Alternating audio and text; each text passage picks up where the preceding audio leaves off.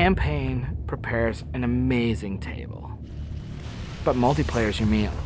I could eat it every damn day, forever. It's like sitting around on the couch with 7 of your buddies, playing Halo multiplayer, trash talking. 2 men enter, the better man leaves. The lesser man is respawning, and that's Halo.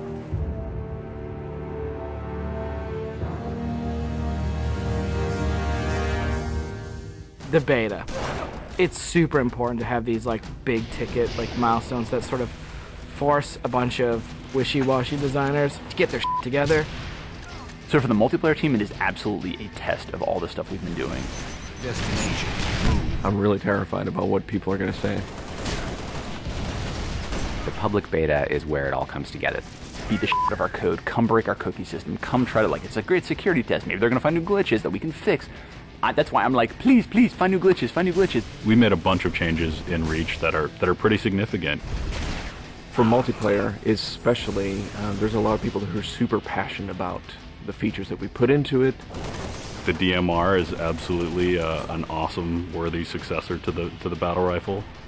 You kind of get control over how accurate your shot is going to be. If you're spamming that trigger as fast as you can fire it, it's going to go kind of wild. If you're trying to like hit a guy really, really far away, then you have to slow that down.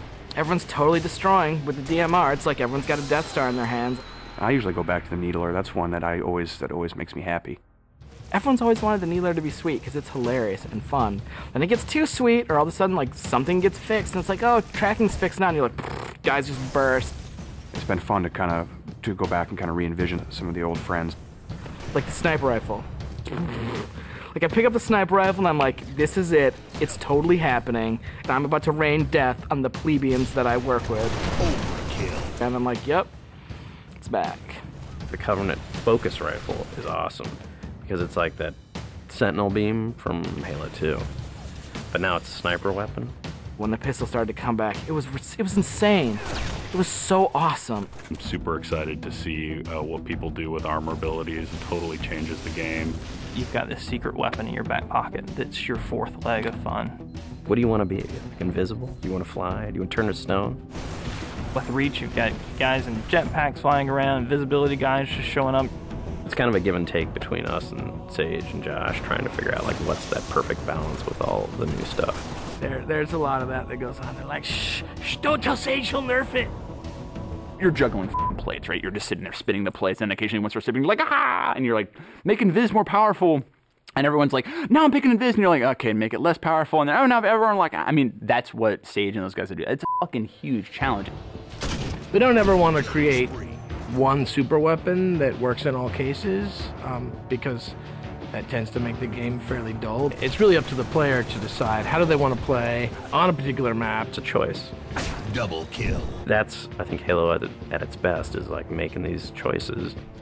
You start the game, and immediately you get to choose a loadout. You're making a single selection that includes your armor ability and your weapon. We sort of pair those intentionally. It breeds this smarter combat. You'll definitely notice a big difference in how the game functions. Right now, at this exact moment in development, Armor Lock's insane. It's super powerful. I love it. It is just fucking fun. There are 2 Slayer maps. There's Powerhouse, which is an asymmetrical map. Lots of indoor-outdoor action. Sword Base is a very vertical map. Moving around Sword Base is a completely different scenario when you've got a jetpack versus when you're sprinting. This time around, we decided to integrate all of the multiplayer maps within the campaign. Overlook is another Pioneer-style base. We're using it for a game type called Generator Defense. That's also a multiple loadout game type. Your loadouts are actually far more varied than, say, in Slayer. Boneyard is our largest map we've ever done in multiplayer. It's definitely the most complicated multiplayer space we've ever tried, and it's also a new game type. Invasion is this big team battle.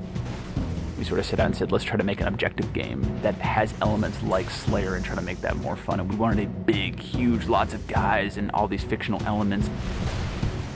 We've added a couple new objective game types, Headhunter, Stockpile. Headhunter. It's so much fun. Like seeing a dude pick up skulls and then you cap him and seeing skulls fly out of his body, and then the mad dash to pick those things up. And there's a lot of tension as you're amassing skulls. It's the risk reward of gathering up a lot and banking all at once, or just doing it one at a time and not being a big target. Headhunter. Stockpile is a team game based on capture the flag. 2 teams each have their collection zone or stockpile. There are multiple flags on the map, and your goal is to grab a flag, take it to your goal. It's a game of capture and defense. We have what we call the party games. We have Race, we have Oddball, we have King of the Hill, but like, Slayer's the thing you keep coming back to. Like, for me, Slayer is the game. Slayer is multiplayer. The arena is a really awesome evolution for people who want to play really hardcore competitive multiplayer. Let's just acknowledge that Slayer's awesome and try to build that space where we can sort of say, like, if you're hyper competitive, care about stats, let's make that for you. Bam, games, push, rating, push, division. The better you play, you'll eventually be put into a division. The arena divisions are broken up into Onyx, Gold, Silver, and Steel. You can say, oh yeah, I was Gold, you know, and like that means something. And I'm like, oh yeah, that's cool. You're basically a AAA baseball player. And I'm like, I'm Onyx. Like, you just met fucking Roger Clemens.